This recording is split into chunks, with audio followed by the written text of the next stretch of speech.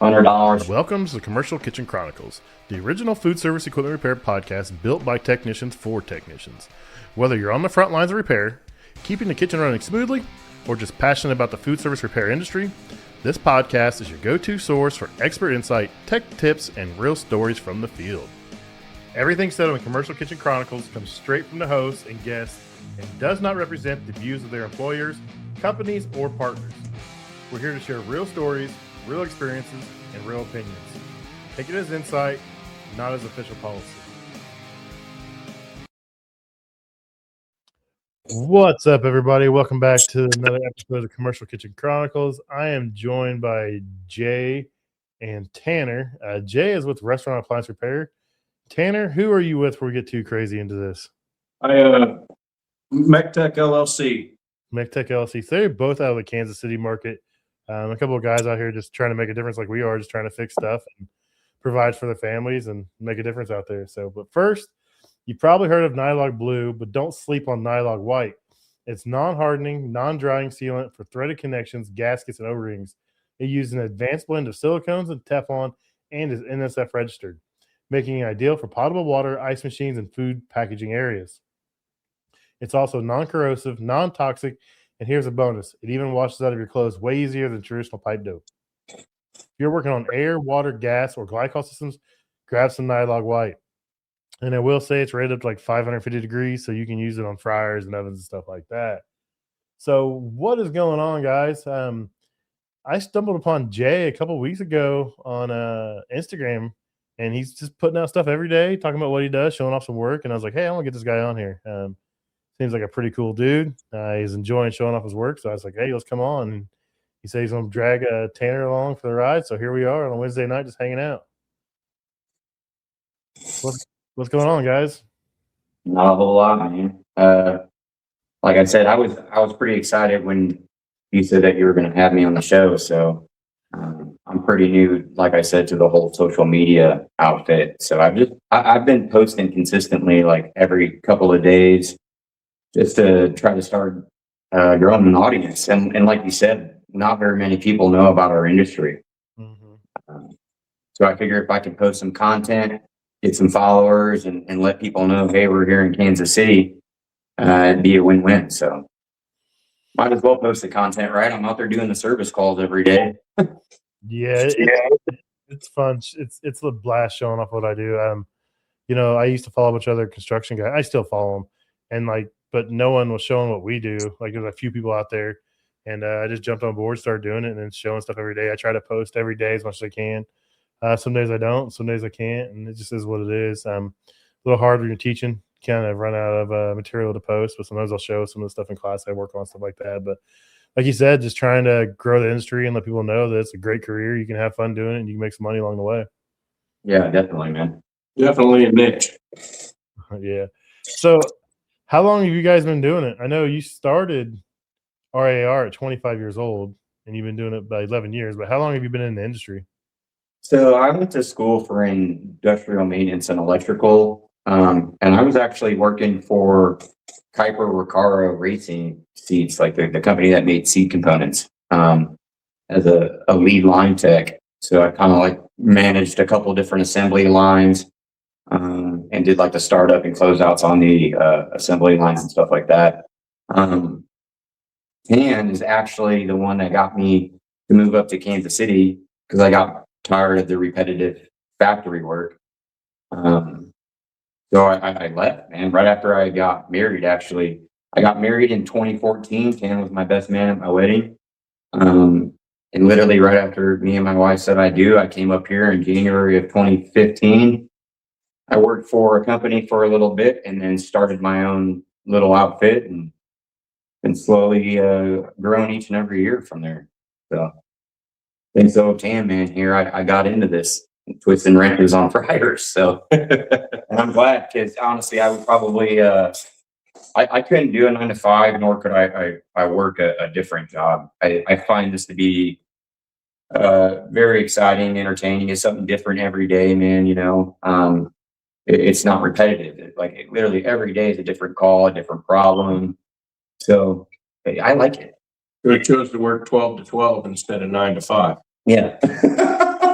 I got more than stress, but it's worth it this time. Yeah, I right out of high school, I tried factory work for a little bit, and that was I don't know how people do that, man. Like I cannot do one little widget on something, and that's all I do all day. I'd go crazy. And then I Yeah. being an electrician for a while, and that's the same thing. Like we were doing track homes and apartments, and it's like the same house or the same apartment every single day. And I'm like, make it stop, man. And I Yeah. found the industry, and it's like I just fell in love with it. It's something different every day. It's a challenge, and it keeps me Just to thinking. troubleshoot every day. Yeah. hmm It's always something different. It's never the same thing. Tanner, how long you been in it, man? I started back '07, so that's what my math is right. It's 19 years now. May of this year. I started down in Camdenton, Missouri, an outfit called Care Sales and Service. Shout out to those guys.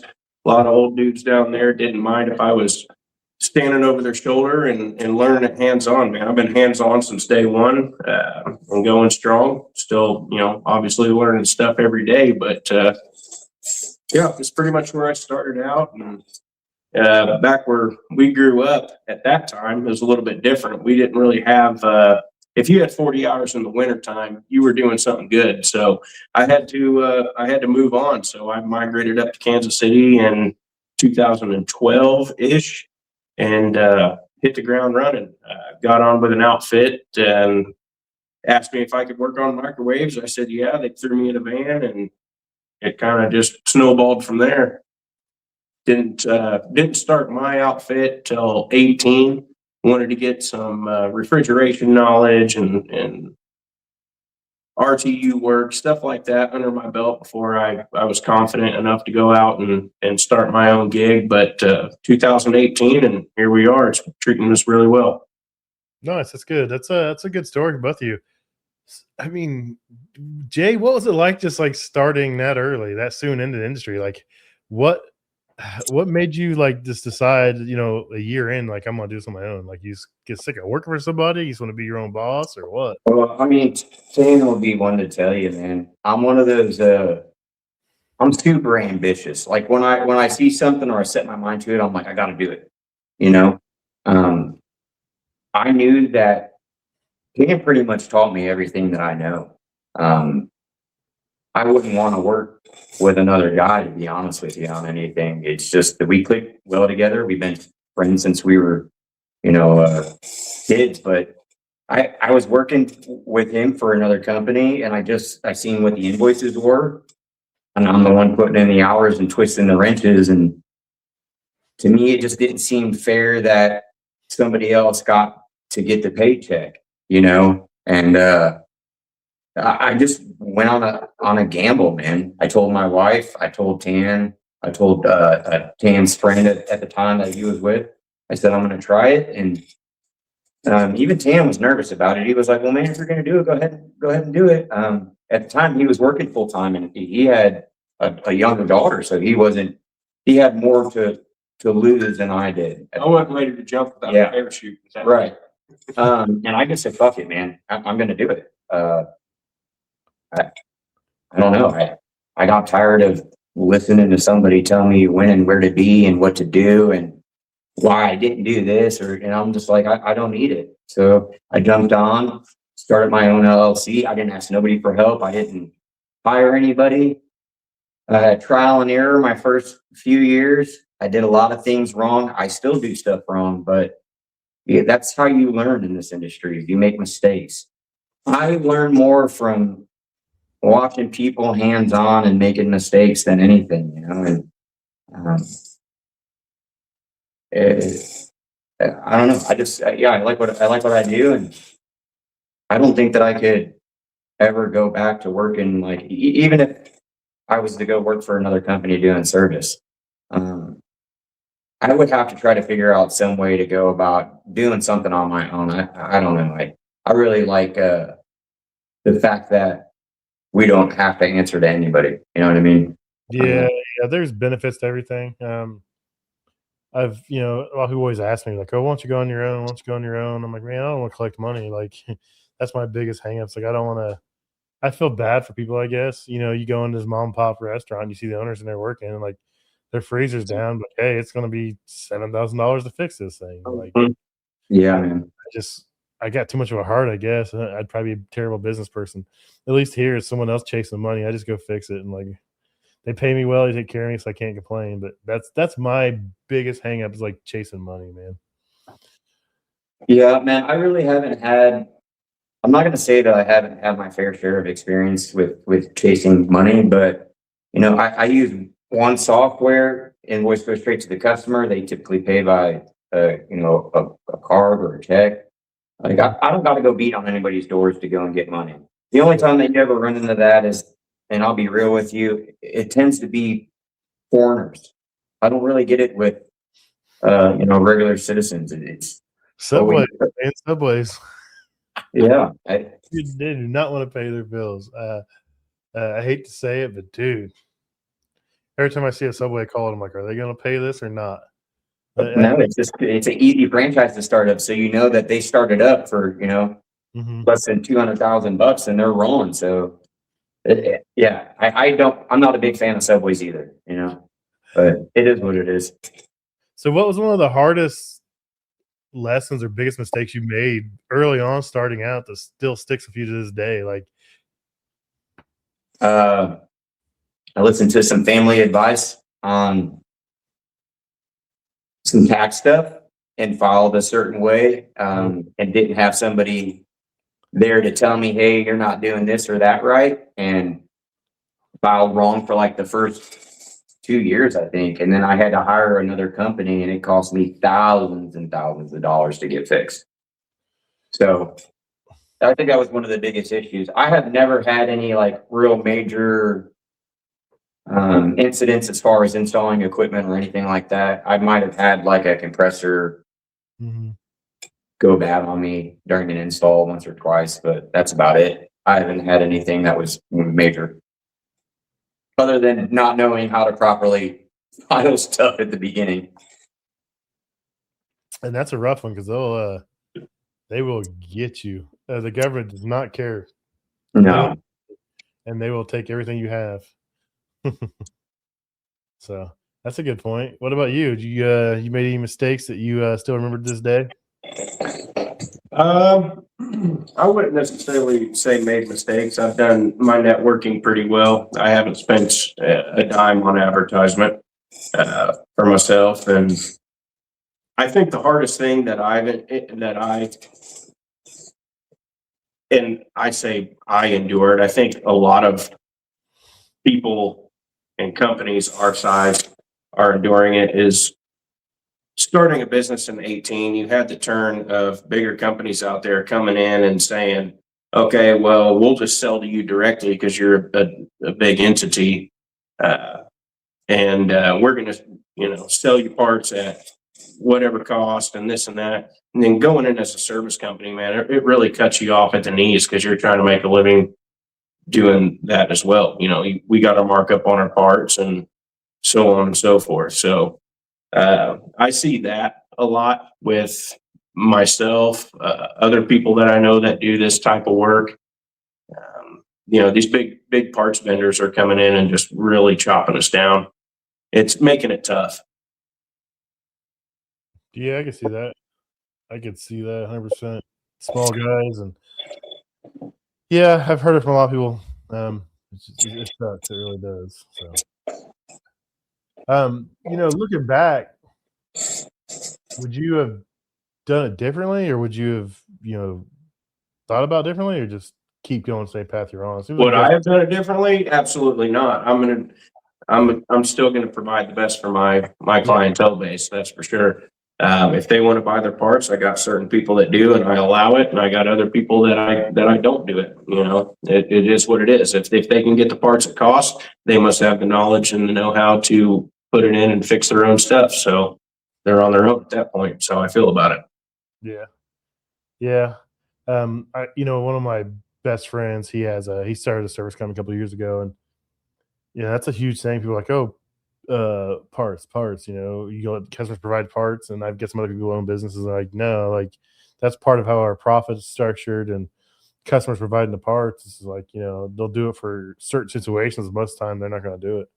No, absolutely not. And I get it from, mom and pop trying to save money and this and that. You help out your closest, don't get me wrong, but, there's a lot of things that go along with that people don't realize. And most of it is honestly the warranty on the parts. Like how can you provide a warranty and take care of your client when they're buying their own stuff and the stuff that shows up doesn't work or whatever, Oh yeah, 100%. It's like, well, I installed it. I can't. It's I'm going to charge you to install it again because I didn't order the part. I didn't pay for the part. I can't warrant it.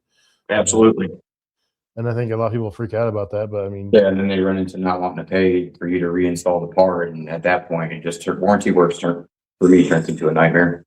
yeah, I bet. Do you do any warranty work for any manufacturers currently, or Say that again. do you do any warranty work for any manufacturers currently? Yeah, Turbo Air, Atosa, Adcraft, Ultra Fryer. I'm drawing a blank. Lincoln, Nice. Panasonic. Sure. Yeah. So you can And like- users equipment, penny. So yeah. so you're staying busy then. Yeah, and season starting to pick up too. And honestly, with this social media stuff, I started boosting ads, and I'm picking up calls just from that too. Oh yeah, that's a whole nother animal right there. Social It media. is, man. That's why I kind of like I said, I'm already doing the calls. Why not record it and then edit it? I'm sitting at the house at the end of the day, gives me something to do for an hour or so, post the content. Hopefully you can get some people give them some knowledge and maybe gain some clientele too. So Yeah. I always edit mine when I'm waiting on a cooler to drop or freezer to drop or ice machine to drop. I'm just sitting there editing. Now I do get a little smart. I use wireless probes, either JobLink or I use JB Industries probes. And I'll throw one in the cooler, or I'll have my gauges on there, and I'll have that running in the background. So the customer comes by, I'll just flip over to it real quick, and hey, and I show them hey, have you guys seen this? And it shows the screen of all the pressures and temperatures and stuff. Oh, that's really cool. Yeah. I was like, I just run it on my phone. It's a pretty cool little thing. I can just watch it here, and oh, so they think you're just paying attention to the app on your phone, and really you're playing video games or editing videos and stuff. So. Yeah, that's some stuff I would do. So what about you, man? I don't know a whole lot about you. I don't know much about your channel. Jay kind of threw me onto your channel and to start checking you out some more. But what's your background? How'd you start? Where'd you come from? All that. So I've been doing this 20 years this year. I started off at GCS back when Ecolab was buying companies. Started off doing hot side for the first 3 years. I wanted to do refrigeration. Jumped ship to go somewhere that was going to train me for refrigeration. Bounced around for a few years, and then I've ended up here at General Parts. I've been here 15 years. I'm a lead tech for the Indianapolis market. I trained for USG, our parent company. I trained for General Parts. I trained for CFESA, which is the Commercial Food Equipment Service Association, kind of like our sanctioning body or for our industry. So working towards, training more and stuff like that. But I started doing social media just because I was following a lot of plumbers and HVAC guys, but no one was really showing what we did, and I just started doing it. So most of your training is what are your classes entail? If I can ask that, what do you go in? I mean, it's we all know that there's no school for hot side, not that I'm aware of, other than your basic electrical. I mean, that's all hands on. You got to be seasoned, Yeah. So generally, I just teach basic refrigeration for USG and then for CFESA, and then I also teach Fry Master Level 2, which is like Level 1's online, Level 2 is hands-on, like a day and a half class, and I also teach Garland clamshell stuff as well, which is the girls at McDonald's and Wendy's and yeah, and I think Dairy Queen just recently switched to the Vulcan style. Yeah, so Dairy Queen's got a lot of Garlands too, and then Chipotle is getting them now too. So it's pretty fun to work on. So most of the time, that's what I teach on. I do get all the new techs generally ride with me for a while, and I show them the ropes on how to do basic troubleshooting, our software and stuff like that. Cool. So we got a couple questions here. Brent Hall, he says, curious to know how you got in with Henny Penny. He tried a few years ago, but they leave service up to their distributors who normally have their own service team. Say that one more time. He was asking how you got involved with Henny Penny. He said he tried a few years ago, but Young Brands. they leave service up to their distributors normally. So Young Brands, and to be honest with you, a lot of other companies come in, they've tried to do that work and this and that, and a franchise outfit that's tied in with Young Brands, it kept recommending me, wanting me to do the service work, and that's how I got tied in with them. They've had multiple companies come in, and I guess they weren't happy. nice. So the customer really pushed you towards Henny Penny, and Henny Penny kind of adopted it. So that's pretty cool. Yeah. They're about an hour and a half away from me. So Yeah, so they're out of Ohio. Yep. Yeah. I'm supposed to be going over getting a tour and doing some stuff over there sometime soon. So I'm gonna stop by their booth this weekend and see what's going on with that. That would be cool to go to. Oh, yeah. Factory is always fun. So Andrew says, so if you have a difficult customer complaining about your work, what's your best tactic to deal with that customer? I'll let you take that one. Difficult customer. Well, man, I will say how I do it is just smile and be nice because they want that reaction. They want you to give them that negative feedback so they can use that against you. So I just stay positive and they don't shut up. They just keep belittling you or whatever. I just leave. I just tell my guys leave. Don't go negative. Don't give into them because that's what they want, that reaction. So just leave. You got to be honest and take care of them. Yeah. Yeah, I That's mean, what it comes down to. sort of boils down to, I don't really have too many negative experiences. And when I do have a negative experience, and I'm not trying to say this like to point out a specific individual, but it's typically people that can't pay the bill. Mm-hmm. Like my work is good. I've got 5-star Google reviews. I've never had a bad review. And if I do have a salty situation, I kill them with kindness and make sure that they feel good by the end of the transaction. If it was a mistake on my end, I own it, I fix it. And that's the part of doing business, man. Being transparent. Yeah, If it's your fault, it's your fault. You take care of them. 100%. Yep, 100%. Yeah, that's good. That's good. That's good.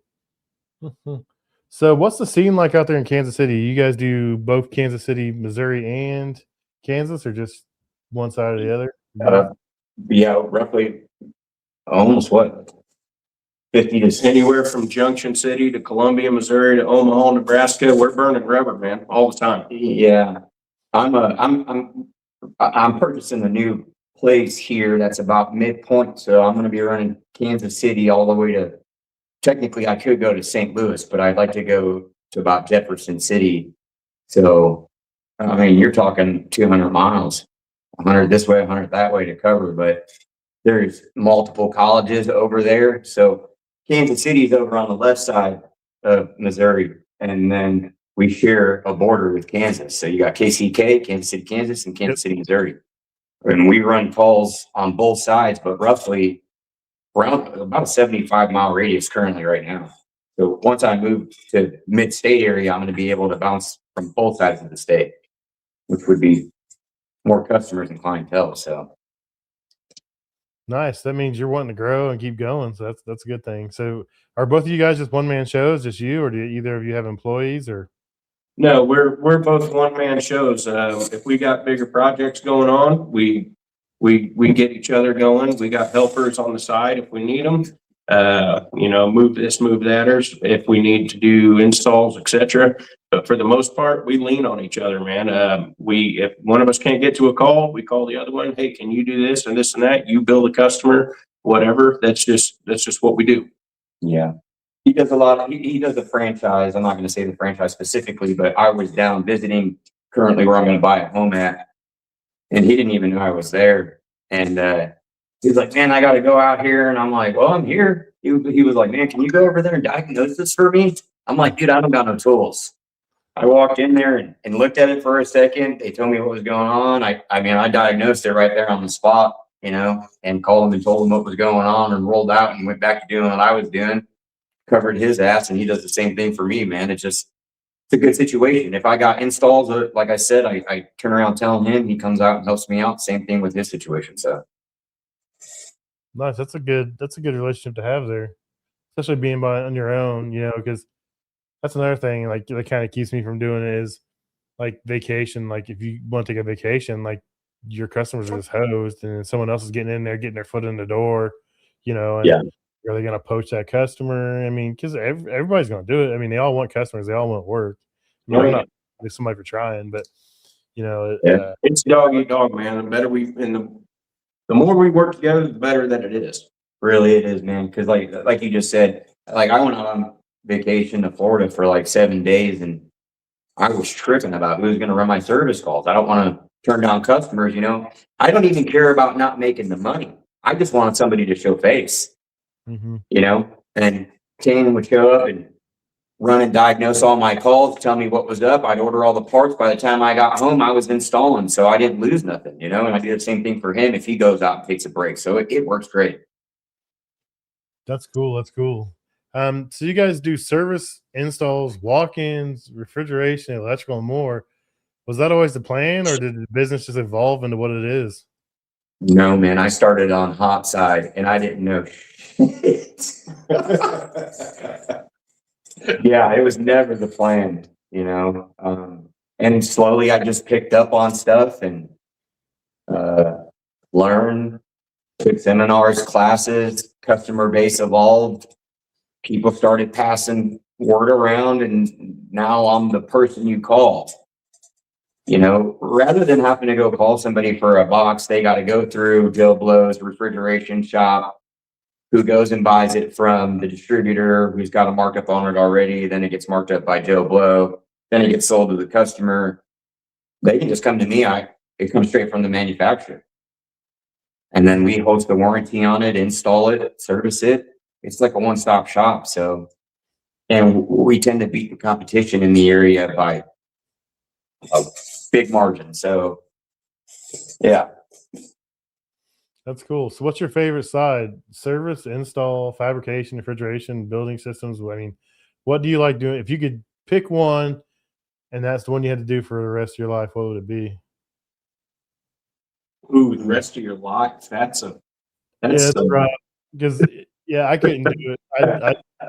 I could probably do it for a little bit, and then be like, you gotta give me something else. Does me doing it for the rest of my life still allow me to be a business owner and hire techs? Yeah. I would do installation. Really, I love service work, but I mean, you got to think about it. Service and repair work is like it can be the bread and butter, but really there's bigger projects out there. So if you're looking at marketing and searching for those bigger projects, and you get a couple of those on the calendar, and then you fill in the tedious shit with service work, like service work is a money maker. Don't get me wrong. You can make a lot of money with service work, but installation really, I feel like, is where it's at.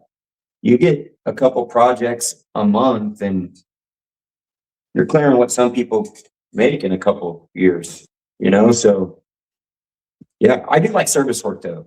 But rather than crawling up under fryers and touching rat shit and grease all day, I'd rather do refrigeration and install. Yeah. Walk into a construction site and build a box, run some piping. Yeah. Run some. Yeah, I like doing install. I don't know if I can do it every day, but when I do get a big project, you know, building a box or installing a bunch of stuff in the kitchen, it's always fun. It's just different. So yeah. I like install, but I don't know if I could just pick one side of it and do for the rest of my life, honestly. I'd go crazy. Yeah, it'd be repetitive. Yeah, I'm kind of opposite of that. I'm more in the service and, you know, the infield repair. That's what I do. And to get guys in the field like that, say for example, try to find a guy that you don't have to run a callback on and cost you money in the end. It's getting harder to find these days. Yeah, you touched on a topic right there that you stated something about earlier about something I wish I would have did. I hired a tech that was a seasoned tech, industrial from an oil rig. And he taught me some stuff, but man, I had him on one call and I had to go back to this location probably 5 or 6 times. And that one call cost me a lot of money. So yeah, being able to get somebody who knows what they're doing and you don't got to go babysit them, that's nice. Yeah. That's yeah, 100% there. I believe that.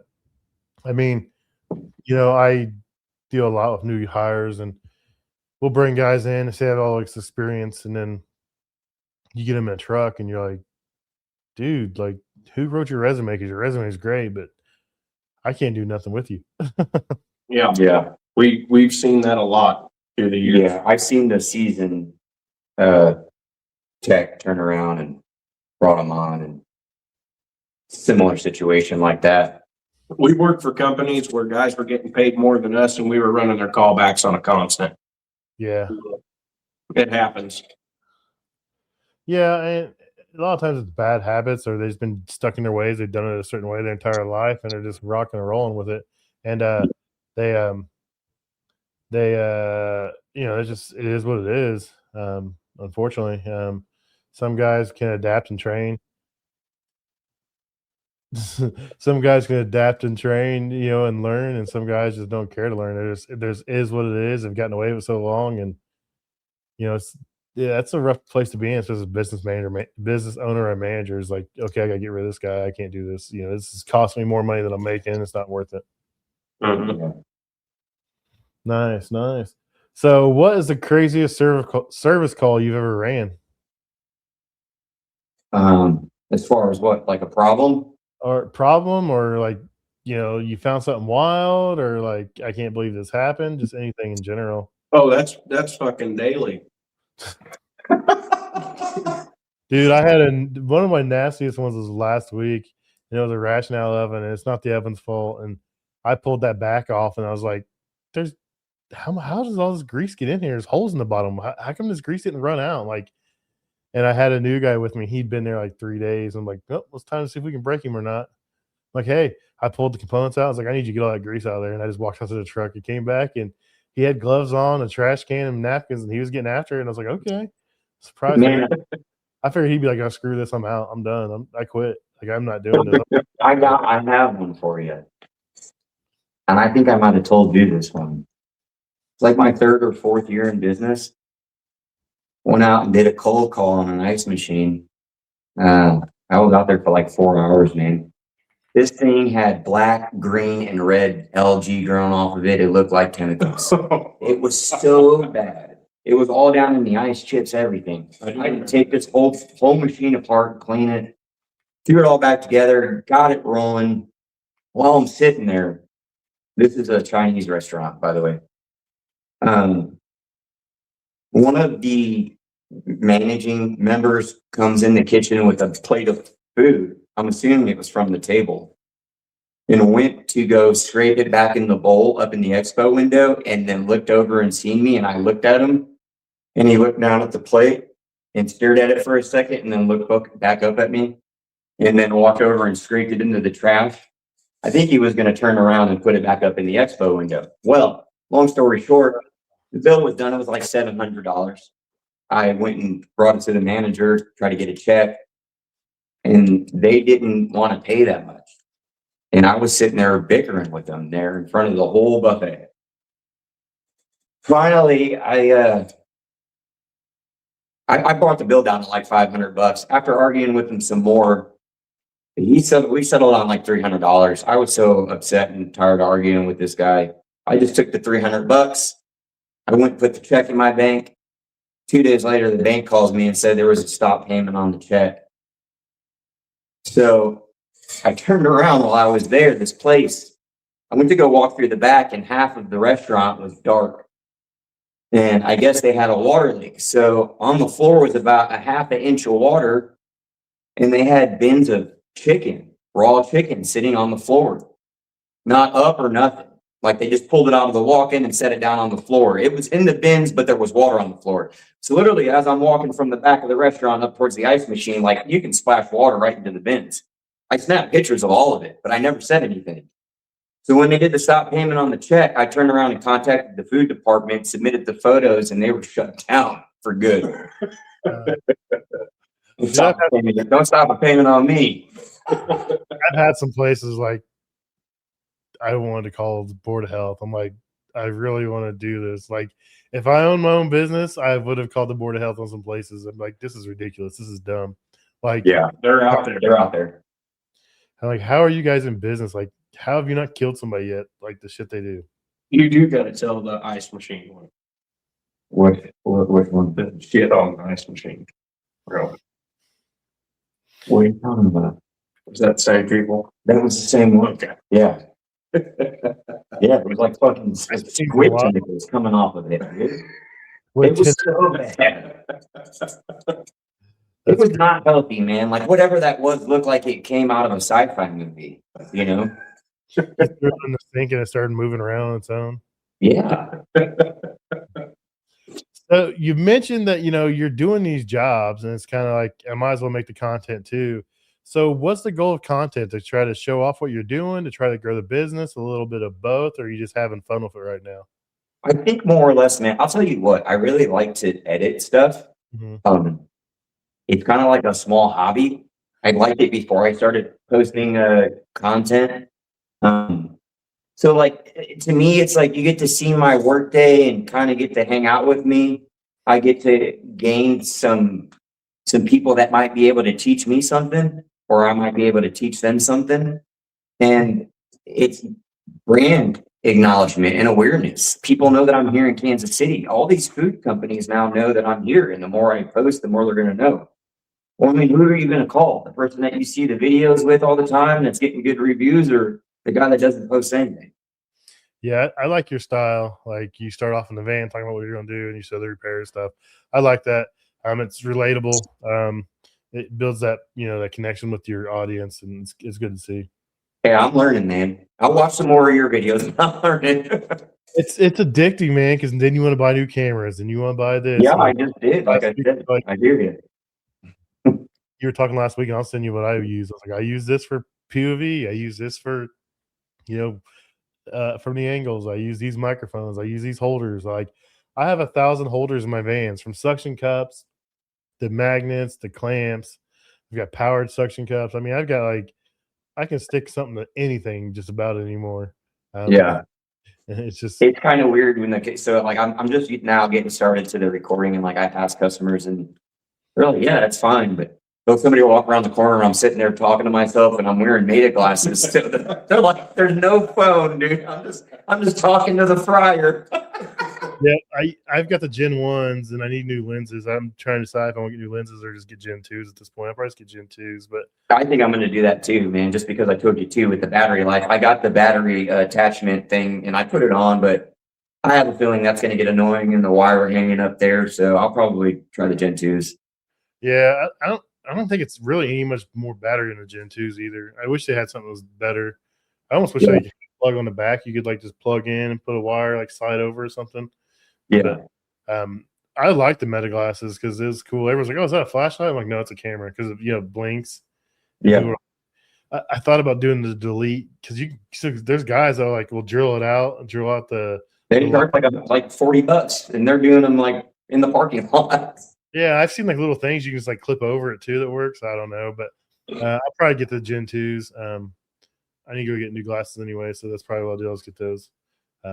They're cool though because you can just you're wearing them. The problem is I wear a lot of hats because I'm bald, and if you're bald and someone carries food over your head and grease is dripping off, it sucks really bad. Oh yeah, there's nothing to stop it. So I try to wear a hat, and the hat will mess with it because it comes down and it sees it. Right. It goes angle real fast. Yeah. Hat and obstruction. I'm like, no, it's not obstructed. And I've got my hat up here on top of my head, and I feel all weird. So it is what it is. I enjoy doing it. I enjoy editing. Yeah, you're gonna have to switch to do-rags.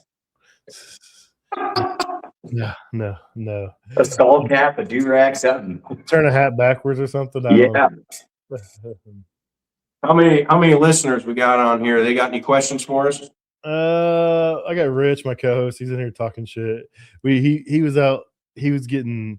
We had a guy that like reshared a bunch of my content and was talking shit about us, talking shit about me, how I'm not a real tech because I go to some trade shows and Right on.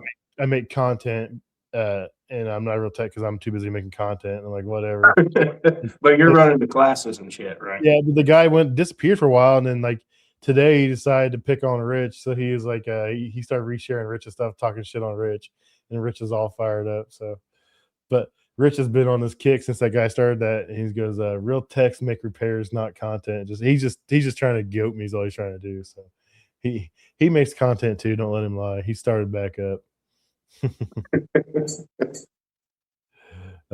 So it's fun. Right now it says 12 people in the audience. Let me see. I'll scroll back through so we got any more questions. Any of them local to KC? Anybody out there from Kansas City area, guys? No, nasty. I'm not answering that. I'm not asking that. We'll see if anybody replies back from Kansas City. No, Brian's out in West Virginia. Rich is in South Carolina. Nasty's up in Minnesota. Who else we got in here? I don't know where some of these people. I don't know where Eric's from. He's a new one. First time I've seen him in here. Andrew Freeberg, I think, is out west somewhere. So we got a wide variety across the country. People come and go. Matt and Megan, they're from Denver area. They actually specialize in cannabis HVAC. They only service cannabis industry. So they're pretty cool people. They do some pretty cool stuff. It's weird. They only service who? Cannabis, weed. They only serve. Okay. Yeah, we've actually done some dispensary work too. They do grow ops. They do grow up stuff. It's kind of wild stuff that they got to deal with. So we got Jamie up here from South Carolina. So we got some people out here. So let me see. I got some questions over here. So, so in your opinion, what separates a good technician from a great technician in this industry? A good and a great. A great is who's going to get you through at 6 o'clock on a Friday. A good one is going to do about the same for you, but still call the guy that's going to get you through 6 o'clock on a Friday. See, just experience, man, being seasoned. And, you know, like Jay said earlier, it's your trial and error, you know. I mean, there's no class for hot side stuff, you know. It is what it is. You got to put in the time, put in the work, and you'll learn a lot. That's the difference. A good one is not as seasoned as a great one. That's the only difference, in my opinion. Nice. Yeah, that's a great point. I mean, you gotta get them through. So, man, allergies are killing me up here in Indiana. None of us jumped in this with the know-how, you know. No, you got to be able to learn. You got to be able to take criticism. You got to be able to learn on the fly. Absolutely. I tell people all the time. They ask me like, what kind of training I got when I started. I was like, I got a week and a half, dude. My uniforms came in. The guy was like, put him in his truck. He'll figure it out. Yeah, that's what happened to me. I was scared as could be. Dude, I've made so many mistakes over the years. But the thing is I own my mistakes. I don't, blame anybody else. It's my fault. And I fix it. And, customers see that, business owners see that, business managers see that, and they understand. As long as you do, people don't, they care, but they're more willing to forgive you if you own up to it, man, and just be honest with them. Yeah. That's typically me, man. Like I said, if I make a mistake, I tend to own it right away and cover it, and typically the customer, they appreciate the honesty. It's when you lie to somebody is when their distrust starts. So, and I'll tell a customer too, man, like even when I'm fixing stuff, like I don't like to throw parts into something if it's not cost effective to fix. Yeah. Oh yeah. 100%. So I do that every time I roll into a call, and I think people appreciate it. So, yeah, I went out on a Subway call today on a Norlake walk-in cooler. It's a capsule pack where it drops through the top, the Subway system. And this thing, dude, someone hacked on this thing. They fixed a leak in the middle of the coil. This thing was like 20 years old, and like they're like, I had to go back and call someone else up and get a second opinion. I'm like, well, it's not leaking there; it's leaking in the evaporator. So your TXV's rusted out; it's about to fall apart.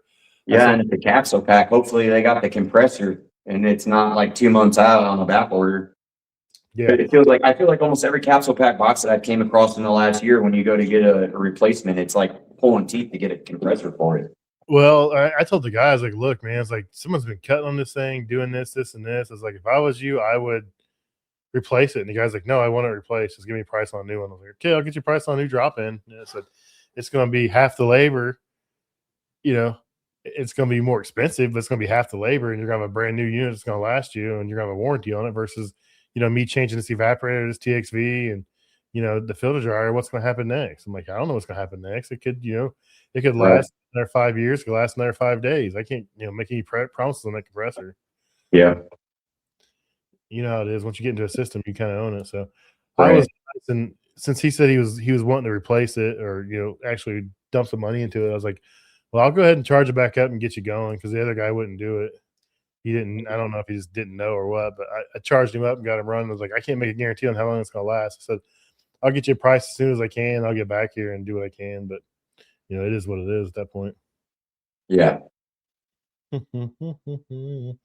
So have you gotten a pretty good response from technicians online for putting your content out there so far? Or? Well, man, to be honest with you, I've had likes, but nobody's really commented or said anything. But also, I think my whole profile is still trying to learn the algorithm. So I just figure if I keep posting daily, it'll start popping up. And I need to maybe post shorter videos. So I'm trying to include what I'm doing and then shorten it at the same time, just so that way it pops up in front of the right people. I've noticed when the videos are longer, it seems like the algorithm doesn't it doesn't pop up in front of people as much. So yeah, it's definitely weird. I try to always reshare all your stuff and share it in my stories to try to help you out, try to boost you a little bit. Yeah, I appreciate that, man. Thank you. There's quite a few people I do it for, especially the food service guys. I try to always share and push that out there. I'll share everybody's stuff, but if I see a food service guy come across, I'm like, oh, I gotta share this. Yeah. Man, I did one of the pizza shop yesterday, and I was having so many problems with the editing last night. It just kept giving me issue after issue after issue. So I finished it today while I was running calls. So I still got all my calls to turn around and post for today. And I just got it to upload. That pizza video is funny, man. Watch it. I'll check it out. I'll check it off when I get off here. You'll laugh for sure. So you mentioned something about starting your own line of products. Yeah. So went out to China. First, what I'm going to say is there's a lot of food equipment currently that's right now in the market that says that it's U.S. made. That's not U.S. made. Mm-hmm. So I went out to China to turn around and try to source some equipment. What is the most used stuff? Fryers, char boilers, flat tops, two-door reach-ins, coolers, freezers, etc. So, and we went around to 12 different factories in 4 days, and I found 3 that I really liked. I went through there and got down on the floor, took stuff apart, was looking at how it operated, how it functioned, their warranty processes. What they build different. Yeah, how they do stuff differently. A lot of their stuff is way more advanced than our stuff. Some of the stuff that they're starting to advertise right now, I seen in China 2 years ago. Mm-hmm. So,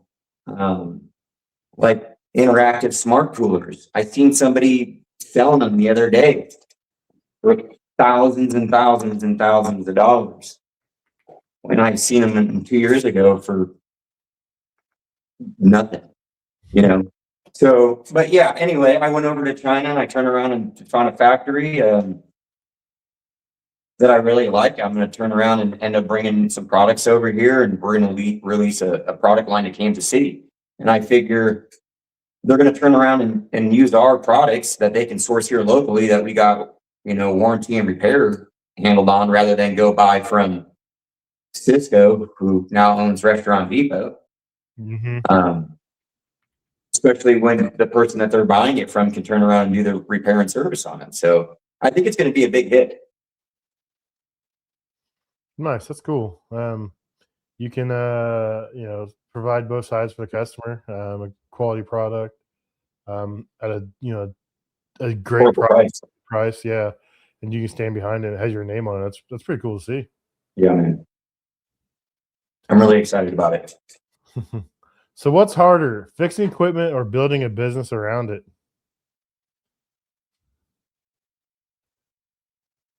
Fixing equipment is easy. Building a business is hard. Yeah, I could see that. 100%.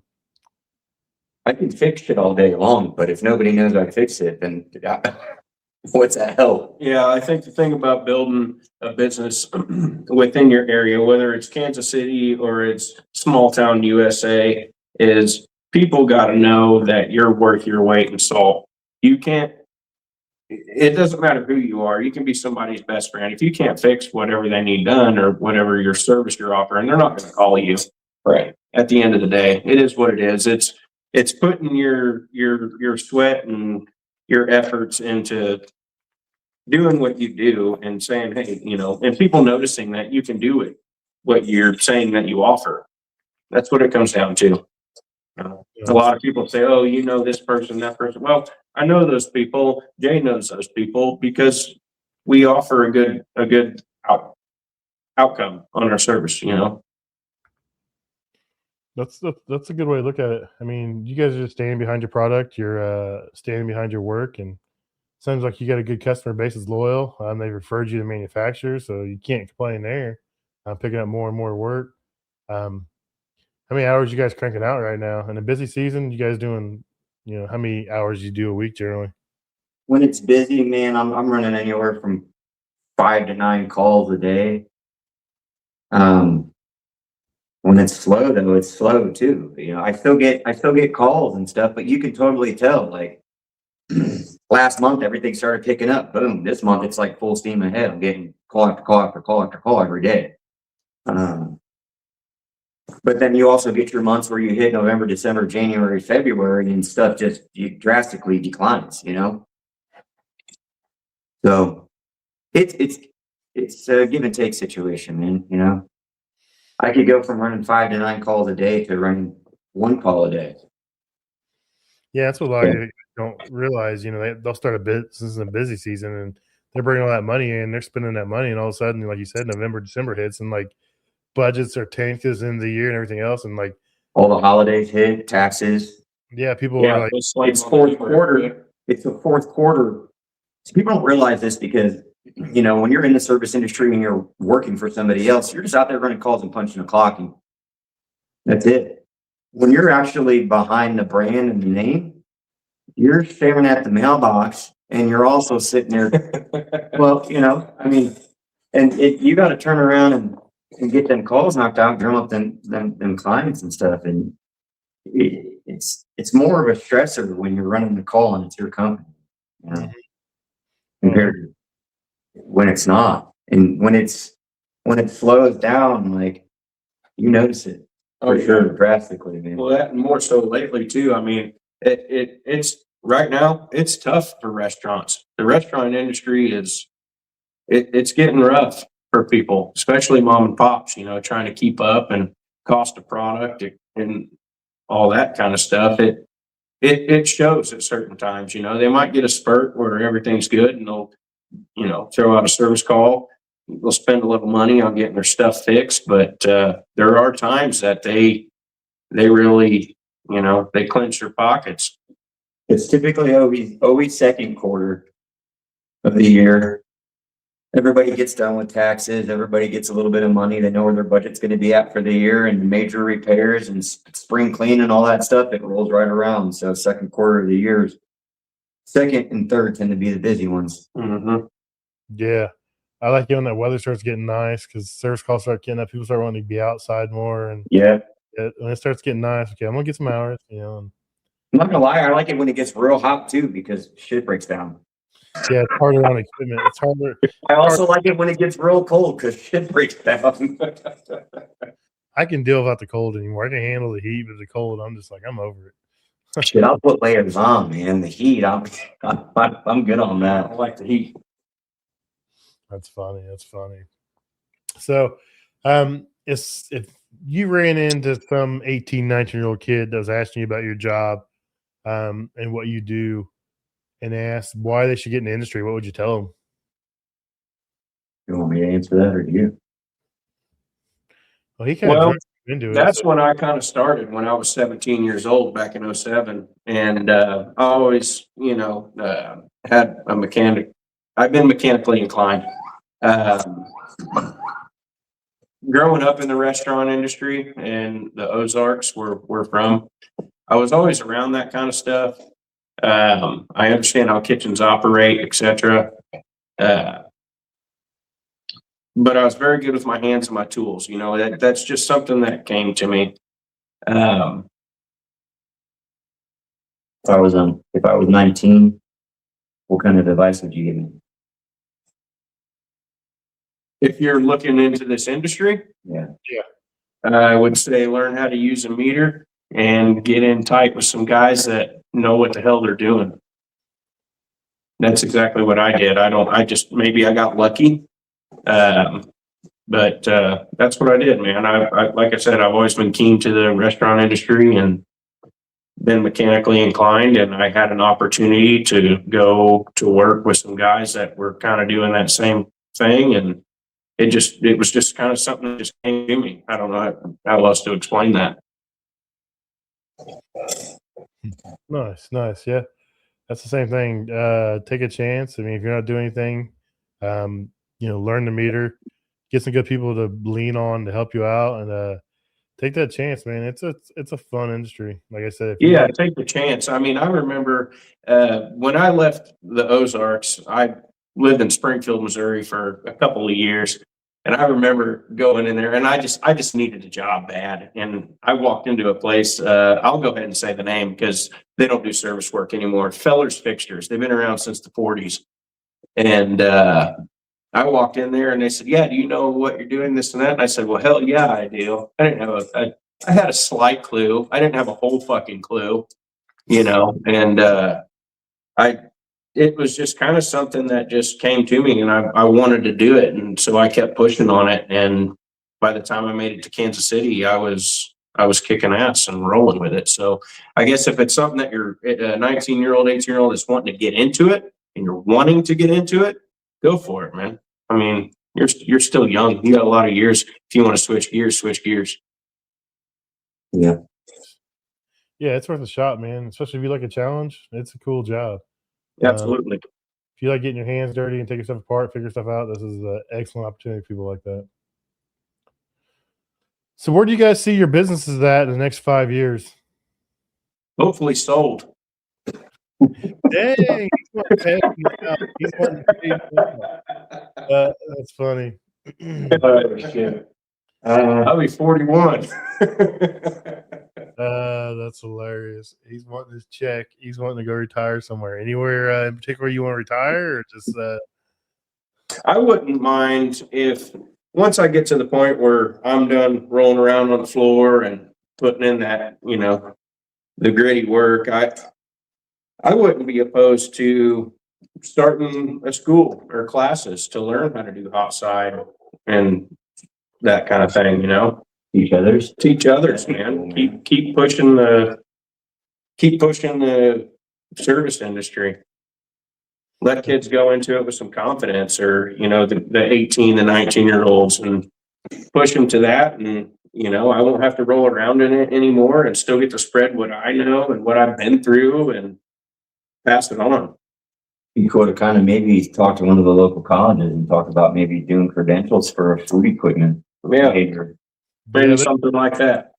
there's nothing out there really. I mean, like Cefesa does it, you have to go there and they do it. But as far as like any trade schools, most of them don't even mention it. Like we There hired should be a curriculum, man. I mean, you can go to school to be a phlebotomist and go make money. I mean, food equipment techs, they bill out and make bank, and it's a whole situation. It's a niche, man. Yeah. I think that it could be, it can definitely be taught. Don't get me wrong. But yeah, I think that's what I would like to do by the time I'm done rolling around on the floor. Teach a class, collect a check. Mm-hmm. Nice, nice. So one last question. Each of you can answer this if you want. What does making a difference in this industry actually mean to you?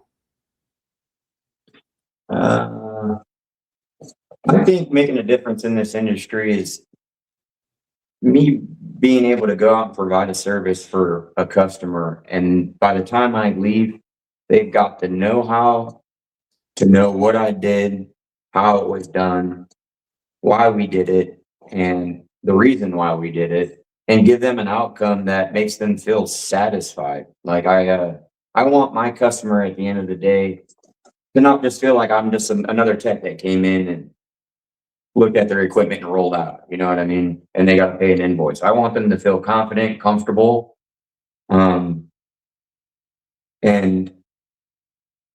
I'm trying to get, I guess, in a way, get rid of that bad tech name, man, because there's tons of calls that I go into every day and they're always talking about the prior service company. I want to be able to post content. I want people to see what I do on a daily. I want people to know that we know what we're doing. And I want to be able to offer them a good value, and a good quality customer service for what they've paid. And then they come out of the deal feeling comfortable and not like they just got screwed over. Putting your name in. Yeah. Nice, nice. Well, we are over an hour, guys. I mean, this has been fun. Like, I really learned a lot from you guys. I think you guys are pretty cool. It's good to see lifelong friends that you're not in business together, but you guys are willing to help each other out whenever needed. You don't see yourselves competition. You guys are just, two guys out here killing it. Where can everyone find you if they want to find you on social media? Now, you don't have to share it if you don't want to. If you guys want to find me, I'm at Restaurant Appliance Repair on Facebook, and on Instagram it's at restaurant_appliance_repair. Nice. He's like, I ain't saying my name out there. No, I don't have Instagram. I don't do social media. I don't advertise. It's just it's raw and authentic, man. Yeah, he sends emails by smoke signals. I appreciate you guys coming on. It's been an absolute blast, man. And I look forward to seeing you grow your Instagram and everything else. And maybe one day I'll see you in the back of one of his videos somewhere, man.